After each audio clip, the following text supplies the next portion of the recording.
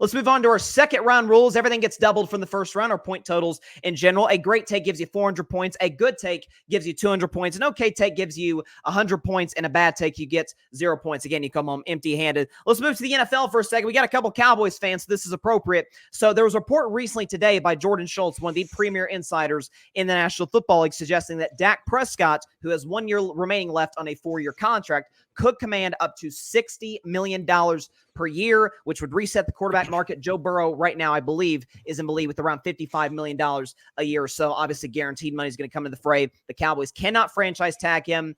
Trading him will be tough because of the 1 year left on his contract. I believe he's like a $59-ish million cap hit. So the Cowboys either have to extend him and trade him or extend him and keep him. They're kind of boxed in. Dak and his agent, to their credit, pretty much beat Jerry Jones to the punch in every sense of the word, or every sense of the phrase 3 years ago. So I will start with you, EJ. Should Dak Prescott reset the quarterback market at around $60 million or something close to that number? I mean, realistically, yes, because that's just the going market for the quarterbacks. You play good, you get paid at the top of the market when it's your time to get paid. It happens year after year with different quarterbacks. And 2 years from now, Dak's not even going to be in the top 4. So realistically, you have an MVP type caliber season from Dak Prescott. He's playing. He has that 1 year left on the deal, a no trade clause on his contract. You cannot franchise tag him with his contract. And like you said, you're paying him $59 million due this year. You have to extend him to have any semblance of building a team around him to make a deep playoff run in the NFC that is kind of weak, considering the Niners are going to lose some players. The Eagles, there's some questions with Hassan Reddick maybe wanting out, A.J. Brown possibly. Who knows with what happens with that. I mean, the Packers are an up-and-coming team, but at the end of the day, you have to pay your quarterback the going rate. And for all the fans that want to say, no, you got to look at what the Kansas City Chiefs have done and the Packers, the Cowboys have already done that. They've got their successor. They used a 4th-round pick to go get Trey Lance. So if the Cowboys experiment with Dak Prescott doesn't work, they have that guy in the building already. So it's not a matter of trading Dak Prescott to get up to the number 2 pick and take Drake May or something like that. You are kind of boxed in, like you mentioned at the top, with this contract. I think that Dak's agent and he made this contract perfectly fit what he wanted. It's really a 4-year deal, and he's due to get paid another huge contract.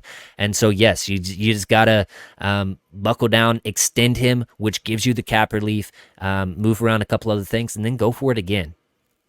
Yeah, and you mentioned obviously the specifics of the contract. And I didn't mention as well. I forgot to mention that he's got a no trade clause as well. So if they want to ship him to the Carolina Panthers or something, Dak can veto that, and they can't ship him just anywhere. So again, like you said, Dak holds. Rarely do millionaires hold the leverage over billionaires. That is very rare. In this rare instance, Dak Prescott does over Jerry Jones. And one thing I hear too is, well, why doesn't Dak take a discount so they can put the team around him?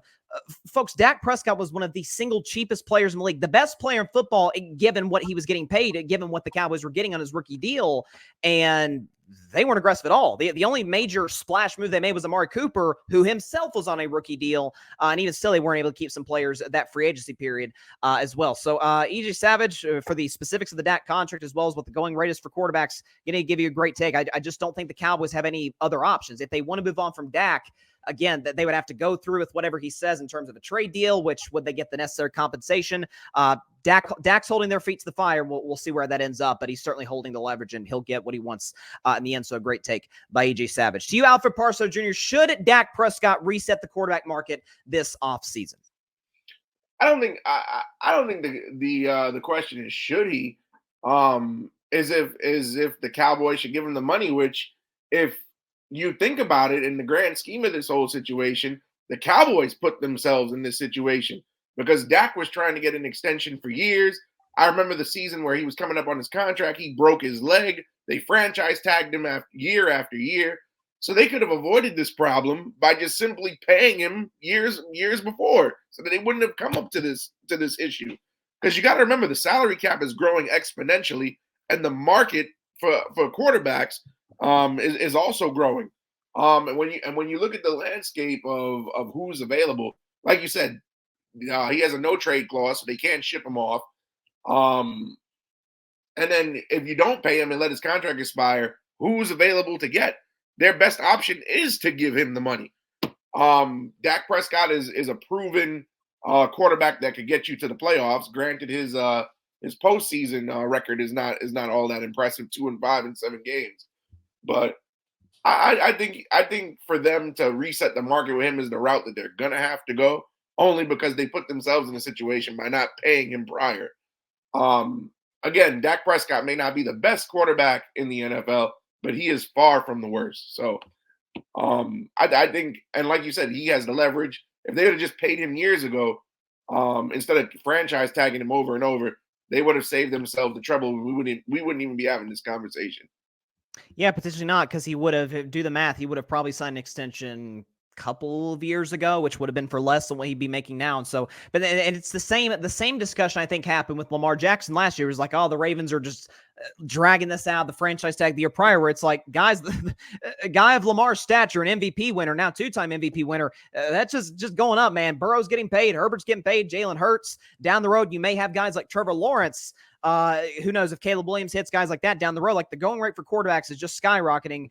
It's either go with Lamar Jackson right now or move on. The longer you wait, the more expensive he's going to be. And the same can be said, obviously, as you mentioned about Dak. So Alfred Parso Jr. going to give you a good take to get you to 200 points here. I think your overall perspective on, again, this is in a lot of ways a problem the Cowboys created for themselves. I mean, obviously, Dak and his agent could do what they can in terms of the negotiating process. Ultimately, Jerry Jones, the Cowboys front office, has to agree to the terms of contract. And like you said, for years, they just couldn't. And for some reason, they just caved at the end in 2021, really, because they didn't have any other options. So good take by Alfred Parso Jr. Finally, to Barry Grant Jr., should Dak Prescott reset the market for quarterbacks this offseason?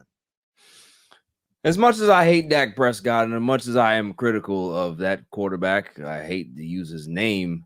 Yes, he should, because there is no other option. I mean, EJ said it very eloquently that this is what quarterbacks do. The next man up. Guys are always going to be higher, higher, higher. The cap is going up, all of this stuff. It's kind of like having to kiss that ugly girl when you don't have anywhere to go in your dorm room because you don't have a room and she has a nice bed there.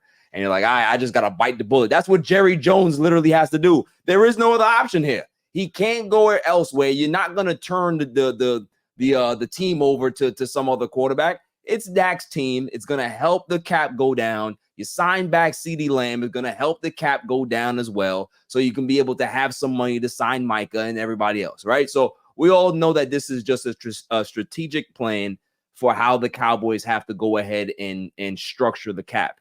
After he gets the bag and whatever he makes, then if he wants to go back to Jerry to give back some bread and turning into a signing bonus, it happens all the time. So, there's outrage. Obviously, when you hear the big number that he's going to hit every year, that's $60 million. But at some point, somebody's going to hit it. Somebody's going to get to 65. Somebody get to 70. It's just always going to keep going up. So it's just the outrage for right now. But at the end of the day, it's a necessary outrage that the Dallas Cowboys have to put themselves into. I think it makes it mention an interesting point that, again, everybody freaked out. Oh my gosh, Dak Prescott, $40 million a year, when that was kind of the going rate for quarterbacks at the time. And again, a couple years later, 2022, 2023, it's like, that's, given what Dak's, I mean, at that point, I think coming into last season, Dak was about the 9th highest paid quarterback. Right. That's about more or less where he is ranked among quarterbacks in the NFL. Man's getting Daniel Jones money right now.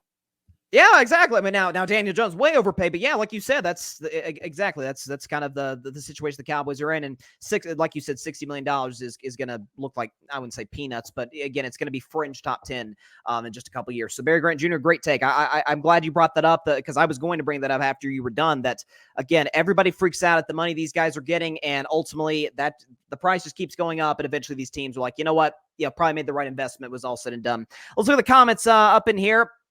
AJ says, increasing cap space, most important part of an NFL team. And when he signed his last contract, same reaction. But it actually worked out. He's a reasonably paid quarterback after other quarterbacks signed. Mike Picasso's put this up here. Mike Picasso, hot button topic for Barry, LMAO, hashtag Dak. Yes, and you know what? Shout out to you, Barry Grant Jr. I knew that this was going to be tough for you. I didn't know where you were going to go. But it was a reasonable take. You were able to see the business side of it instead of just your clear bias against Dak Prescott.